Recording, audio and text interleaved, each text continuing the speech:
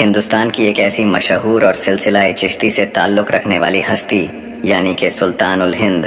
شیخ الاسلام حضرت خواجہ معین الدین چشتی اجمیری رحمۃ اللہ علیہ ڈاکیومنٹری بایوگرافی اور ہسٹری کے ریلیٹڈ کچھ ایسی ہیں اہم اور خاص باتیں بتاؤں گا۔ معین الدین چشتی اجمیری رحمۃ اللہ علیہ اسلامی تاریخ کے مطابق 14 رجب المرزب 530 ہجری اور انگریزی تاریخ کے مطابق 25 اپریل 1136 عیسوی کو ایران کے سجستان کے ایک چھوٹے سے علاقے جس کا نام سنجر ہے آپ کی پیدائش۔ اس سنجر نامی علاقے میں ہوئی بہت سے لوگ حضرت خواجہ معین الدین چشتی کا مکمل نام نہیں جانتے۔ آپ کا مکمل نام حضرت خواجہ معین الدین حسن چشتی سنجری اجمیری رحمۃ اللہ علیہ ہے۔ حضرت خواجہ معین الدین چشتی کے والد کا نام حضرت سید غیاث الدین اور آپ کی والدہ کا نام حضرت بی بی سیدہ ام الورا تھا۔ اس کے علاوہ حضرت خواجہ معین الدین چشتی کی جوجا کا نام حضرت بی بی عصمت اللہ اور حضرت بی بی امت اللہ تھا، جن سے آپ کے 3 بیٹے اور ایک صاحبزادی ہوئی، جن کے نام کے حضرت خواجہ فخر الدین، حضرت خواجہ حسام الدین، حضرت خواجہ ضیاء الدین اور صاحبزادی کا نام حضرت بی بی حافظہ جمال تھا۔ اس کے علاوہ حضرت خواجہ معین الدین چشتی سلسلہ نسب امیر المومنین حضرت علی ابن ابی طالب سے ملتا ہے۔ آپ کا سلسلہ نسب کچھ اس طرح ہے: حضرت خواجہ معین الدین بن حضرت خواجہ غیاث الدین بن حضرت سید کمال الدین بن حضرت سید احمد حسن بن حضرت خواجہ نظم الدین بن حضرت سید عبدالعزیز بن حضرت سید ابراہیم بن حضرت سید محمد مہدی بن حضرت امام حسن عسکری بن حضرت امام علی نقی بن حضرت امام محمد تقی بن حضرت امام علی رضا بن حضرت امام موسیٰ کاظم بن حضرت امام جعفر صادق بن حضرت امام محمد باقر بن حضرت امام زین العابدین بن حضرت امام حسین بن امیر المومنین امام علی ابن ابی طالب۔ اس کے بعد حضرت خواجہ معین الدین چشتی کی ولادت کی خبر حضرت محمد مصطفیٰ صلی اللہ علیہ وآلہ وسلم نے پہلے ہی آپ کے والد کو خواب میں دے دی۔ حضرت خواجہ غیاث الدین اپنے وقت کے ایک مشہور ترین عالم دین تھے اور ایک مشہور ترین ولی اللہ تھے، جن کا شمار اللہ کے نیک اور برگزیدہ بندوں میں ہوتا تھا۔ اسی وجہ سے حضرت خواجہ معین الدین چشتی نے اپنی ابتدائی تعلیم گھر پر ہی اپنے والد یعنی کہ حضرت خواجہ غیاث الدین سے حاصل کرنا شروع کر دی۔ ابتدائی تعلیم حاصل کرنے کے بعد جب آپ کی عمر تقریباً 15 سال ہوئی تو آپ کے والد حضرت خواجہ غیاث الدین اور آپ کی والدہ بی بی سیدہ ام الورا اس دنیا سے پردہ فرما گئی۔ اس کے بعد حضرت خواجہ معین الدین چشتی کو وراثت میں ایک باغ اور ایک پن چکی ملی۔ حضرت خواجہ معین الدین چشتی اس باغ میں دن رات محنت کرتے رہتے اور اپنے اس باغ کے پھلوں کو بیچ کر اپنے رزق کا سامان اکٹھا کرتے۔ اسی طرح وقت گزرتا رہا۔ ایک دن جب حضرت خواجہ معین الدین چشتی اپنے باغ کی نگرانی میں مصروف تھے تو وہاں سے ایک بزرگ کا گزر ہوا اور اس بزرگ کا نام حضرت ابراہیم کندوزی تھا، جو کہ اپنے زمانے کے ایک مشہور ترین عالم دین اور عشق الہی کے رنگ میں ڈوبے ہوئے ایک ولی اللہ تھے۔ اس کے بعد جب حضرت ابراہیم کندوزی حضرت خواجہ معین الدین چشتی کے باغ میں پہنچے تو حضرت خواجہ معین الدین چشتی نے آپ کو نہایت ہی ادب اور احترام کے ساتھ سلام کیا اور حضرت ابراہیم کندوزی کو اپنے باغ کے ایک سایہ دار درخت کے نیچے بٹھایا اور آپ کی مہمان نوازی کرنا شروع کر دی۔ حالانکہ اس وقت حضرت خواجہ معین الدین چشتی یہ نہیں جانتے تھے کہ جن کی وہ مہمان نوازی کر رہے ہیں وہ اپنے وقت کے ایک مشہور ترین عالم دین اور عشق الہی کے رنگ میں ڈوبے ہوئے ایک ولی اللہ ہے۔ اسی طرح حضرت ابراہیم کندوزی کو حضرت خواجہ معین الدین چشتی کی مہمان نوازی کا یہ انداز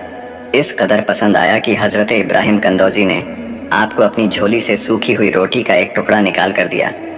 تو اس پر حضرت خواجہ معین الدین چشتی نے اس سوکھی ہوئی روٹی کے ٹکڑے کو بسم اللہ پڑھ کر کھا لیا۔ جیسے ہی حضرت خواجہ معین الدین چشتی نے اس سوکھی ہوئی روٹی کے ٹکڑے کو کھایا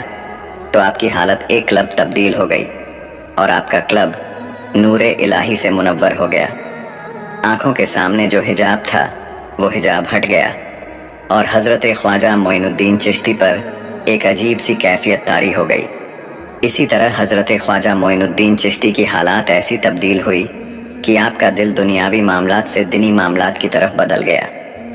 اس کے بعد حضرت خواجہ معین الدین چشتی وراثت میں ملنے والے باغ اور پن چکی کو بیچ کر ملنے والی رقم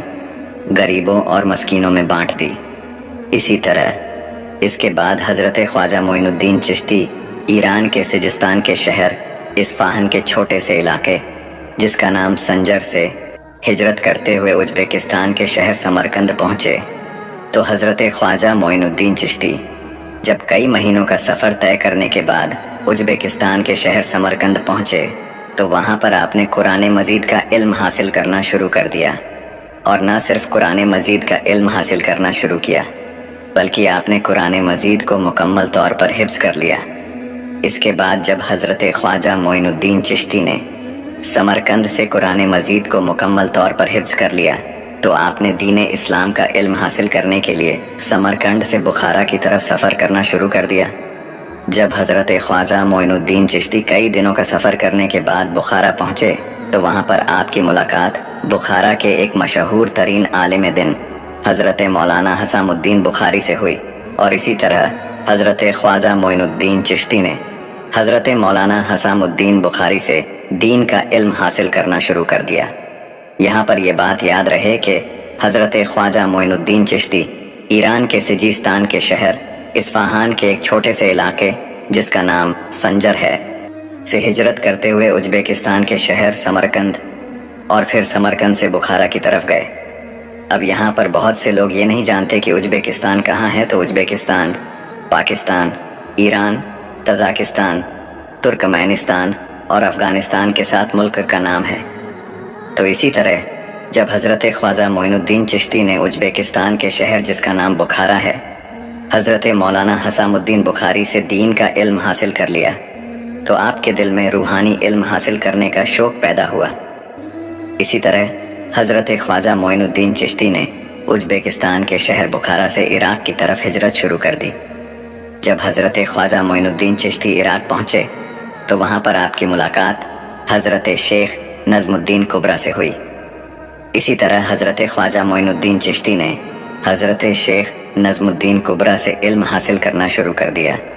یہاں پر یہ بات یاد رہے کہ حضرت خواجہ معین الدین چشتی نے حضرت شیخ نظم الدین کبریٰ سے جو علم حاصل کیا وہ روحانی علم نہیں بلکہ دینی علم تھا۔ اسی طرح اس کے بعد جب حضرت خواجہ معین الدین چشتی نے حضرت شیخ نظم الدین کبریٰ سے دین کا علم حاصل کر لیا تو اس کے بعد آپ کے دل میں امیر المومنین حضرت امام علی ابن ابی طالب کی زیارت کا شوق پیدا ہوا۔ اسی طرح حضرت خواجہ معین الدین چشتی نے سرزمین نجف اشرف کی طرف سفر کرنا شروع کر دیا۔ جب حضرت خواجہ معین الدین چشتی نے سرزمین نجف اشرف میں پہنچے تو وہاں پر پہنچنے کے بعد سب سے پہلے آپ نے امیر المومنین حضرت امام علی ابن ابی طالب کے روضہ مبارک پر سلام کیا اور پھر آپ نے اپنے حق میں دعا مانگی۔ اسی طرح حضرت خواجہ معین الدین چشتی نے اپنی زندگی کے کچھ اہم اور خاص ترین لمحات امیر المومنین حضرت امام علی ابن ابی طالب کے روضے مبارک پر گزارے ہیں۔ اسی طرح کچھ عرصہ امیر المومنین حضرت امام علی ابن ابی طالب کے روضہ مبارک پر رہنے کے بعد حضرت خواجہ معین الدین چشتی کے دل میں شہید کربلا حضرت امام حسین ابن علی کی زیارت کا شوق پیدا ہوا۔ تو اسی طرح حضرت خواجہ معین الدین چشتی نجف اشرف سے کربلا کے سفر پر روانہ ہو گئے۔ جب حضرت خواجہ معین الدین چشتی کربلا پہنچے تو وہاں پر آپ نے سب سے پہلے شہید کربلا حضرت امام حسین ابن علی کے روضہ مبارک پر سلام کیا اور پھر اپنے لیے دعا کی۔ اسی طرح کچھ عرصہ کربلا میں رہنے کے بعد حضرت خواجہ معین الدین چشتی نے کربلا سے سامرا اور سامرا سے کاظمین اور پھر کاظمین سے اپنے مرشد کی تلاش میں روحانی علم حاصل کرنے کے لیے بغداد تک کا سفر طے کیا۔ جب حضرت خواجہ معین الدین چشتی اپنے مرشد کی تلاش میں بغداد پہنچے تو اس وقت آپ کی عمر تقریباً 32 سال تھی۔ اسی طرح گھومتے گھومتے حضرت خواجہ معین الدین چشتی بغداد کے ایک قصبہ جس کا نام ہارون تھا اس مقام پر پہنچے تو وہاں پر آپ کی ملاقات आपके मुर्शिद हज़रत ख्वाजा उस्मान हारूनी रहमतुल्लाह अलैहि से हुई। इसके बाद जब हज़रत ख्वाजा मोइनुद्दीन चिश्ती अपने मुर्शिद हज़रत ख्वाजा उस्मान हारूनी की खिदमत में हाजिर हुए तो आपके मुर्शिद हज़रत ख्वाजा उस्मान हारूनी ने आपको सबसे पहले वुजू करने का हुक्म दिया। इसके बाद 2 रकत नमाज अदा करने को कहा और जब हज़रत ख्वाजा मोइनुद्दीन चिश्ती ने 2 रकत नमाज अदा कर ली तो आपकी मुर्शिद ने आपको 21 मरतबा दरूद पाक पढ़ने को कहा। इसके बाद जब हज़रत ख्वाजा मोइनुद्दीन चिश्ती ने 21 मरतबा दरूद पाक पढ़ लिया तो आपके मुर्शिद हज़रत ख्वाजा उस्मान हारूनी ने हज़रत ख्वाजा मोइनुद्दीन चिश्ती का हाथ पकड़ा और आपने चेहरा मुबारक आसमान की तरफ बुलंद करते हुए फरमाया, ए मोइनुद्दीन, मैंने तुझे अल्लाह तक पहुंचा दिया और अल्लाह की बारगाह में बरगजिदा बंदा बना दिया। इसके बाद हज़रत ख्वाजा मोइनुद्दीन ने अपने मुर्शिद हज़रत ख्वाजा उस्मान हारूनी से रूहानी इल्म हासिल करना शुरू कर दिया। हज़रत ख्वाजा मोइनुद्दीन चिश्ती ने अपने मुर्शिद के साथ मुख्तल इलाकों का सफ़र तय किया। इस सफ़र के दौरान हज़रत ख्वाजा मोइनुद्दीन चिश्ती की मुलाकात अपने ज़माने के जिन मशहूर तरीन वलीउल्लाह से हुई उनके नाम हज़रत शेख अब्दुल कादिर जिलानी, हज़रत शेख नजमुद्दीन कुबरा, हज़रत शेख नजीबुद्दीन, हज़रत शेख अबू सईद तबरेज़ी, हज़रत शेख अब्दुल वाहिद गज़नवी और हज़रत शेख बहाउद्दीन बख्तियारोशी है। इसके अलावा ऐसे और भी बहुत से मशहूर वलीउल्लाह हैं जिनकी मुलाकात हज़रत ख्वाजा मोइनुद्दीन चिश्ती से हुई। इसी तरह वक्त गुज़रता रहा। एक दिन हज़रत ख्वाजा मोइनुद्दीन चिश्ती के मुर्शिद हज़रत ख्वाजा उस्मान हारूनी ने आपसे पूछा, ए मोइनुद्दीन, क्या तुम मेरे साथ हज पे चलोगे? तो हज़रत ख्वाजा मोइनुद्दीन चिश्ती ने निहायत ही अदब और एहतराम के साथ जवाब दिया, ए मेरे मुर्शिद, इससे बढ़कर मेरे लिए और क्या होगा कि मैं आपके साथ अल्लाह के घर का दीदार करूं। तो इसी तरह हज़रत ख्वाजा मोइनुद्दीन चिश्ती और हज़रत ख्वाजा उस्मान हारूनी इराक़न के शहर बगदाद से सरजमीन मक्कातुल मुकरमा की तरफ हज के सफ़र पर रवाना हुए। जब हज़रत ख्वाजा मोइनुद्दीन चिश्ती और आपके मुर्शिद हज़रत उस्मान हारूनी कई महीनों का सफ़र तय करने के बाद सरजमीन मक्कातुल मुकरमा में पहुँचे तो वहाँ पर पहुँचने के बाद आपने सबसे पहले हज और हज के फ़राइज़ अदा किए। हज अदा करने के बाद आपके मुर्शिद हज़रत ख्वाजा उस्मान हारूनी ने आपका हाथ पकड़ा और फिर आपके हक़ में अल्लाह से दुआ मांगी कि ए मेरे अल्लाह, मैं इस मोइनुद्दीन को तेरे हुजूर पेश करता हूँ। ए मेरे अल्लाह, तू इससे वो काम करवा जो काम तू चाहता है। इसी तरह इसके बाद कुछ अरसा मक्कातुल मुकरमा में रहने के बाद हज़रत ख्वाजा मोइनुद्दीन चिश्ती और आपके मुर्शिद मक्कातुल मुकरमा से मदीनातुल मुनव्वरा के सफ़र पर रवाना हुए। इसके बाद जब हज़रत ख्वाजा मोइनुद्दीन चिश्ती रोज़ाए रसूलम सल्लल्लाहु अलैहि वसल्लम पर पहुँचे तो आपके मुर्शिद हज़रत ख्वाजा उस्मान हारूनी ने हज़रत ख्वाजा मोइनुद्दीन चिश्ती से कहा, ए मोइनुद्दीन, तमाम अंबिया के सरदार रहमतुल लिल आलमीन हज़रत मोहम्मद मुस्तफ़ा सल्लल्लाहु अलैहि वसल्लम को अपना सलाम पेश करो। तो इसके बाद जैसे ही हज़रत ख्वाजा मोइनुद्दीन चिश्ती ने निहायत ही अदब और एहतराम के साथ रोज़ा रसूल सल्लल्लाहु अलैहि वसल्लम पर अपना सलाम पेश किया तो रोज़ाए रसूल सल्लल्लाहु अलैहि वसल्लम से एक आवाज़ आई, वालेकुम अस्सलाम या कुतब। इसके बाद जैसे ही हज़रत ख्वाजा मोइनुद्दीन चिश्ती के मुर्शिद हज़रत ख्वाजा उस्मान हारूनी ने रोज़ाए रसूल से सलाम के जवाब की आवाज़ सुनी तो आप अपने मुरीद हज़रत ख्वाजा मोइनुद्दीन चिश्ती से कहने लगे, ए मोइनुद्दीन, मुबारक हो, अब तुम्हें दर्जाए कमाल हासिल हो चुका है। इसी तरह इसके बाद हज़रत ख्वाजा उस्मान हारूनी ने हज़रत ख्वाजा मोइनुद्दीन चिश्ती को अपना खलीफा मुकर्रर कर दिया। हज़रत ख्वाजा मोइनुद्दीन चिश्ती तकरीबन 10 साल तक अपने मुर्शिद में हज़रत ख्वाजा उस्मान हारूनी से रूहानी इल्म हासिल करते रहे। इसके बाद जब हज़रत ख्वाजा मोइनुद्दीन चिश्ती ने अपने मुर्शिद हज़रत ख्वाजा उस्मान हारूनी से रूहानी इल्म हासिल कर लिया तो आपने अपने घर यानी कि ईरान के सीजिस्तान के शहर इस्फहान के छोटे से इलाके जिसका नाम संजर है की तरफ सफ़र करना शुरू कर दिया। जब कई महीनों का सफ़र करने के बाद हज़रत ख्वाजा मोइनुद्दीन चिश्ती अपने घर पहुँचे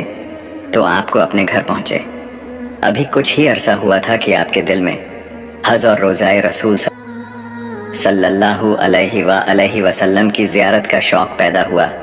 تو اسی طرح حضرت خواجہ معین الدین چشتی اپنے گھر سے سرزمین مکہ المکرمہ کی طرف روانہ ہو گئے۔ جب کئی مہینوں کا سفر کرنے کے بعد حضرت خواجہ معین الدین چشتی سرزمین مکہ المکرمہ میں پہنچے تو آپ نے سب سے پہلے حج اور حج کے فرائض ادا کیے، اور یہاں پر یہ بات یاد رہے کہ یہ حج حضرت خواجہ معین الدین چشتی کا دوسرا حج تھا۔ تو اسی طرح حج ادا کرنے کے بعد حضرت خواجہ معین الدین چشتی روضہ رسول صلی اللہ علیہ وسلم کی زیارت کرنے کے لیے سرزمین مکہ المکرمہ سے سرزمین مدینہ المنورہ کی طرف روانہ ہو گئے۔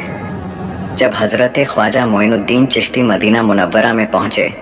تو وہاں پر پہنچنے کے بعد آپ نے سب سے پہلے روضہ رسول صلی اللہ علیہ وسلم پر سلام کیا، اور پھر کئی دنوں تک روضہ رسول صلی اللہ علیہ وسلم پر اللہ کی عبادت کرتے رہے۔ اسی طرح وقت گزرتا رہا۔ ایک دن جب حضرت خواجہ معین الدین چشتی روضہ رسول صلی اللہ علیہ وسلم پر اللہ کی عبادت میں مصروف تھے تو روضہ رسول صلی اللہ علیہ وسلم سے ایک آواز آئی، اے معین الدین، تم ہمارے دین کے معین اور مددگار ہو، ہم نے تمہیں ہندوستان کی ولایت عطا کی، تو جاؤ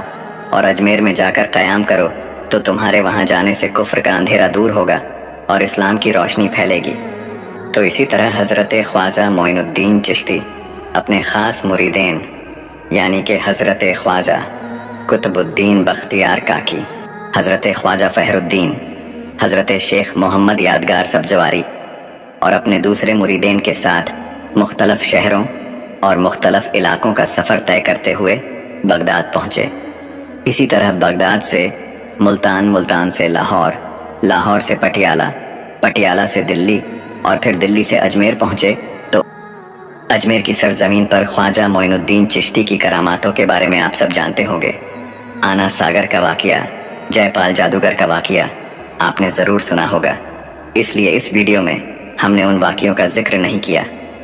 ہمیں امید ہے آپ کو یہ ویڈیو پسند آئی ہوگی، اور اب آپ کو اس بات کا علم ہو گیا ہوگا کہ خواجہ معین الدین چشتی اجمیر کی